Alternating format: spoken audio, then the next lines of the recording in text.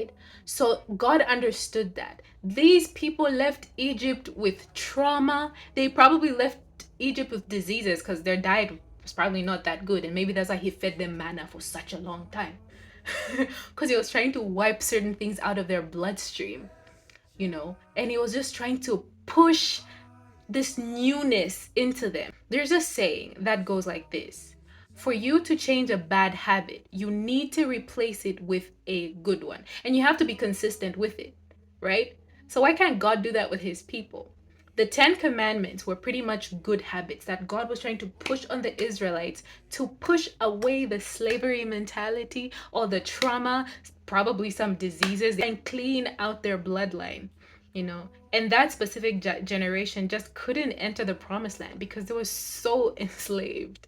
We saw, if we read in Exodus, you see how much they complained and how they would worship false gods. And, it was a thing to them, it was normal to them, right? They didn't even trust God. So, God wanted to build a generation that trusted Him.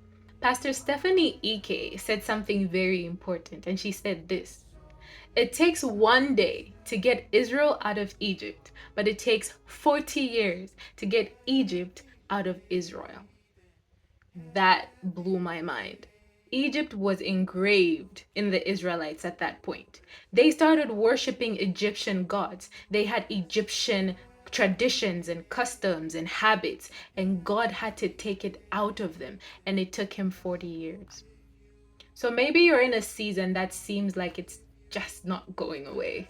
You feel like you're stuck in this same place, and you feel like an Israelite. Like God is just not giving you a chance to enter your promised land. But there's certain traits and certain habits that God needs to wipe out of you before he can take you to your promised land. And I think of it this way. Most of us, right? We grew up in families that have certain, say, habits that we just don't want to put in our children. We don't want our children to grow up, say, for example, with a quarreling wife, right? We don't want our children to have diabetes. Some families have diabetes.